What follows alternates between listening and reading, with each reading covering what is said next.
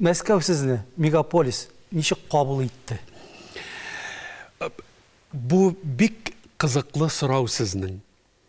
Мин Казанда Шиһабуддин Мәрҗани мәчетендә тәрбияләнгән шәкерт һәм хезмәт юлымны башлаган шәкерт. Аннан соң Нурислам мәчетендә беренче имам булган хәзрәтмен. Аннан соң Уфада мин Уфа мәчет җәмигында Тукай урамындагы мәчеттә вәгазьләремне сөйләгәнмен.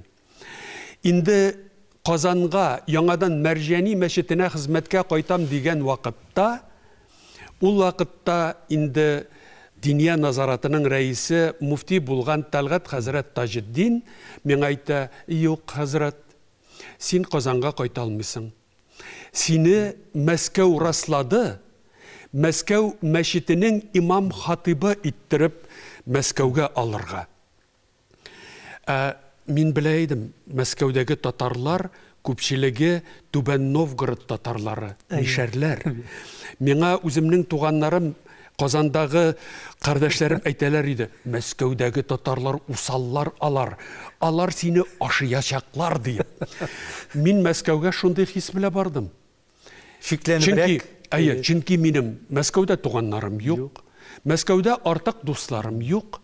Мин барамын мәхәлләгә, кайда инде 70-тән узган Ризауддин хәзрәт Басыров эшли. Анда Мәскәүнеке Шамил хәзрәт Юнеев мәрхүм, ике хәзрәт тә мәрхүм. Һәм минем белән бергә муазин иттереп Махмуд хәзрәт Вилитовны чакырдылар. Шушлай иттереп мин килдем. Инде бу дистәләгән ел эшләгән хәзрәт янына, һәм дә инде Шамил хәзрәт, ул миннән өлкәнрәк буларак Миргараб мәдрәсәсен тәмамлаган хәзрәт буларак алар янына. Мин башта 3нче имам хатиб булып килдем.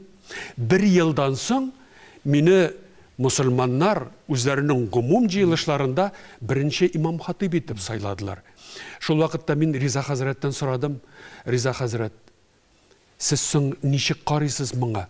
Миңа уңайсыз, сез бит инде мәрхүм Әхмәт җан хәзрәт белән узак еллар эшләгән кеше."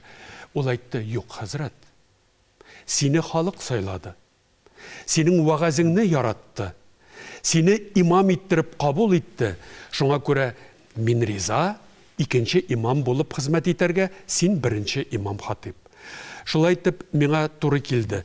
Һич шиксез мин чагыштырдым Казандагы ислам һәм татарларның, Башкортстандагы татарларның, башкортларның дини рухы белән Мәскәүдәге татарларның, мусульманнарның дини рухын. Мин ачыктан әйтә алам. Аерма?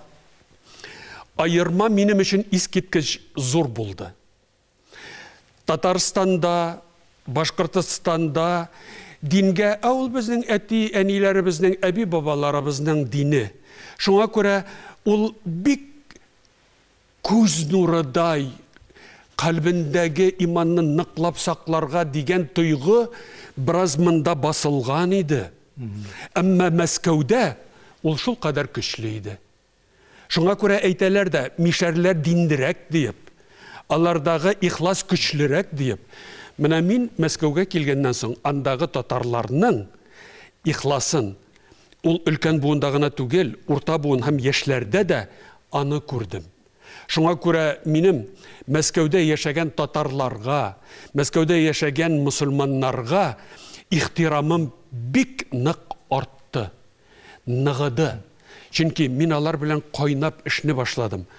Аллаһның рәхмәте булды.